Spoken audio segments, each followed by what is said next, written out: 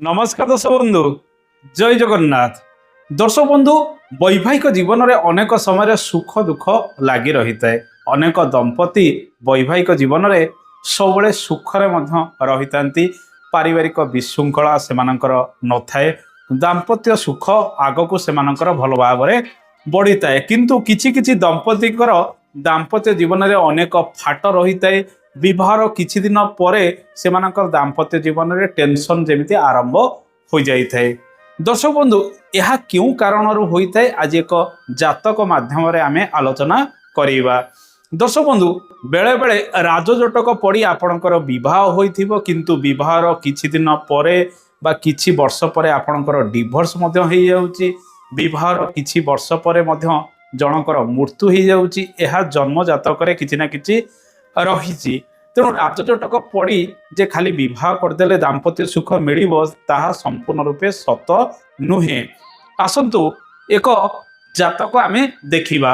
ଝିଅର ରାଶି ହେଉଛି ସିଂହ ରାଶି, ପୁଅର ରାଶି ହେଉଛି ମିଥୁନ ରାଶି। ଦେଖନ୍ତୁ, ସିଂହ ଏବଂ ମିଥୁନ ତୃତୀୟ ଏକାଦଶ ରାଜଜଟକ ପଡ଼ି ଏମାନଙ୍କର ବିବାହ ହୋଇଥିଲା। ଆଗକୁ ମୁଁ ଆପଣଙ୍କୁ ଝିଅର ଜାତକଟି ଦେଖେଇବି।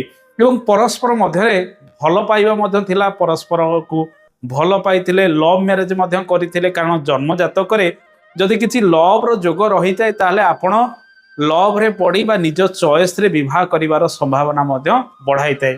ଜନ୍ମ ଜାତକର ସପ୍ତମ ଭାବରୁ ଆପଣଙ୍କର ପାର୍ଟନର, ପଞ୍ଚମ ଭାବରୁ ଆପଣଙ୍କର ପ୍ରେମ ବିଚାର କରାଯାଏ। ଆପଣଙ୍କର ପାରିବାରିକ ସୁଖ ଚତୁର୍ଥ ଭାବରୁ ବିଚାର କରାଯାଏ। ଅଷ୍ଟମ ଭାବରୁ ଆପଣଙ୍କର ଦୁଃଖ କଷ୍ଟ ସବୁ ବିଚାର କରାଯାଏ। ତେଣୁ ଯଦି ପଞ୍ଚମ ଭାବର ଗ୍ରହଙ୍କ ସହିତ ସପ୍ତମ ଭାବର ଗ୍ରହଙ୍କର କୋଉଠି ନା କୋଉଠି ଯୋଗ ସମ୍ବନ୍ଧ ରହିଥାଏ, କିମ୍ବା ଏମାନେ ପରସ୍ପର ଯୋଗରେ ଗୋଟେ ରାଶିରେ ଅବସ୍ଥାନ କରିଥାନ୍ତି କିମ୍ବା ଗୃହ ବିନିମୟ କରିଥାନ୍ତି, ତେବେ ଆପଣଙ୍କର ବିବାହ ଆପଣଙ୍କର ଚଏସ୍ରେ ମଧ୍ୟ ହୋଇଥାଏ। ଆପଣ ଯାହାକୁ ଲାଇକ୍ କରିବେ ସେ ଜାଗାରେ ବିବାହ କରିବାର ସମ୍ଭାବନା ମଧ୍ୟ ଅଧିକ ରହିଥାଏ। କିମ୍ବା ବିବାହ ପରେ ଆପଣଙ୍କର ଜୀବନସାଥୀଙ୍କୁ ଆପଣ ବହୁତ ମଧ୍ୟ ଭଲ ପାଇ ପାରନ୍ତି।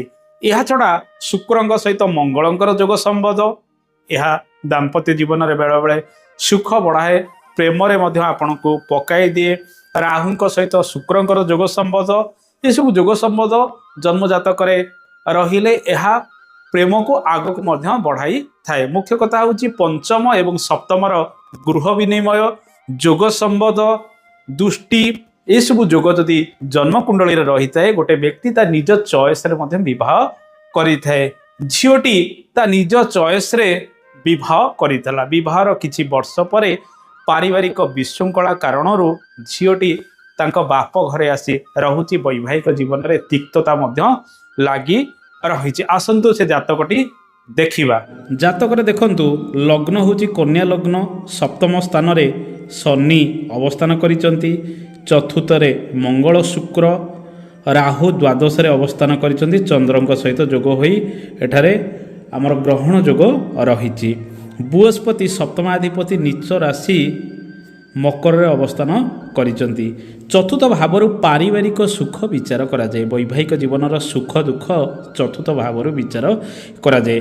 ଚତୁର୍ଥ ଭାବ ସମ୍ପୂର୍ଣ୍ଣ ରୂପେ ପୀଡ଼ିତ ରହୁଛି। ଅଷ୍ଟମାଧିପତି ମଙ୍ଗଳଙ୍କର ଅବସ୍ଥାନ ଚତୁର୍ଥ ଭାବରେ, ଶନି ଯିଏକି ଷଷ୍ଠାଧିପତି ତାଙ୍କର ଦୃଷ୍ଟି ମଧ୍ୟ ରହୁଛି ଚତୁର୍ଥ ଭାବକୁ, ଶନିଙ୍କର ଦଶମ ଦୃଷ୍ଟି, ରାହୁଙ୍କର ଦୃଷ୍ଟି ମଧ୍ୟ ରହୁଛି ଚତୁର୍ଥ ଭାବକୁ। ତେଣୁ ଚତୁର୍ଥ ଭାବ ଏଠାରେ ପୀଡ଼ିତ ରହିଛି। ଏବଂ ବୃହସ୍ପତି ଯିଏକି ଚତୁର୍ଥ ଭାବର ସ୍ୱାମୀ, ସେ ମଧ୍ୟ ଏଠାରେ ପାପ କର୍ତ୍ତରୀ ଯୋଗରେ ରହିଛନ୍ତି। ତେଣୁ ଏସବୁ କାରଣକୁ ନେଇ ଦାମ୍ପତ୍ୟ ଜୀବନରେ ସମସ୍ୟା ରହିଛି, ଟେନସନ୍ ରହିଛି, ପାରିବାରିକ ବିଶୃଙ୍ଖଳା ମଧ୍ୟ ଏମାନଙ୍କ ଭିତରେ ଅନେକ ରହିଛି। ଏଥିରୁ କ'ଣ ସୂଚନା ମିଳୁଛି? ଚତୁର୍ଥ ଭାବ ହେଉଛି ପାରିବାରିକ ସୁଖର ସ୍ଥାନ। ତେଣୁ ଚତୁର୍ଥ ଭାବର ଗ୍ରହ ଯଦି ଦୂଷିତ ହୋଇପଡ଼େ କିମ୍ବା କୌଣସି ଅଶୁଭ ଯୋଗରେ ରହିଥାଏ, ଚତୁର୍ଥ ଭାବକୁ ବହୁତ ପାପ ଗ୍ରହଙ୍କର ଦୃଷ୍ଟି ରହିଥାଏ। କିମ୍ବା ଚତୁର୍ଥ ଭାବକୁ ଯଦି ଷଷ୍ଠାଧିପତି ଅଷ୍ଟମାଧିପତିଙ୍କର କେଉଁଠି ନା କେଉଁଠି କନେକ୍ସନ୍ ରହିଥାଏ, ଦୃଷ୍ଟି ହେଉ ବା ସେ ଗ୍ରହମାନେ ଯଦି ସେଠାରେ ବସିଥାନ୍ତି, ଏହା ଆପଣଙ୍କର ବୈବାହିକ ଜୀବନରେ ପାରିବାରିକ ବିଶୃଙ୍ଖଳା ମଧ୍ୟ ଉପୁଜାଇ ପାରେ। ଏ ଜାତକରେ ଏ ଯୋଗ ଥିବାରୁ ସେମାନଙ୍କର ଦାମ୍ପତ୍ୟ ଜୀବନରେ ପାରିବାରିକ ଫାଟ ସୃଷ୍ଟି ହୋଇଛି। ଏଠାରେ ଦେଖନ୍ତୁ, ଶନି ବୃହସ୍ପତିଙ୍କର ଘରେ ମୀନ ରାଶିରେ ଏବଂ ବୃହସ୍ପତି ଶନିଙ୍କ ଘରେ ମକର ରାଶିରେ ଅବସ୍ଥାନ କରିଛନ୍ତି। ସପ୍ତମ ଭାବର ଗ୍ରହ ଏବଂ ଚତୁର୍ଥ ଭାବର ଗ୍ରହ ବୃହସ୍ପତି ପାପ କର୍ତ୍ତରୀ ଯୋଗରେ ଜନ୍ମ କୁଣ୍ଡଳୀରେ ରହିଛନ୍ତି।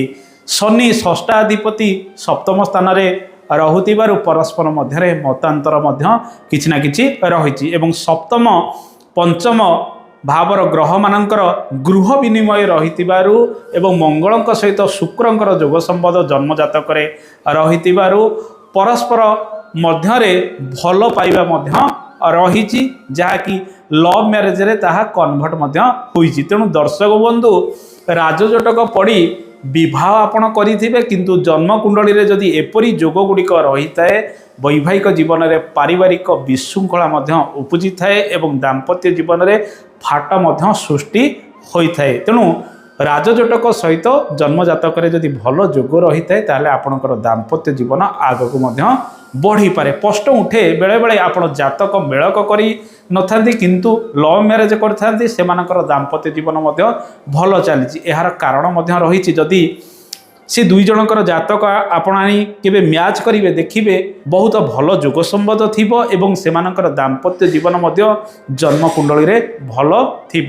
ଯଦି ଆପଣ ଜ୍ୟୋତିଷ ଶିକ୍ଷା ଗ୍ରହଣ କରିବା ପାଇଁ ଚାହୁଁଛନ୍ତି, ସ୍କ୍ରିନରେ ଆରମ୍ଭରୁ ନମ୍ବରଟି ଡିସପ୍ଲେ ରହିଛି, ସେଥିରେ ଆପଣ ଯୋଗାଯୋଗ ମଧ୍ୟ କରିପାରିବେ କିମ୍ବା SMS କରିପାରିବେ।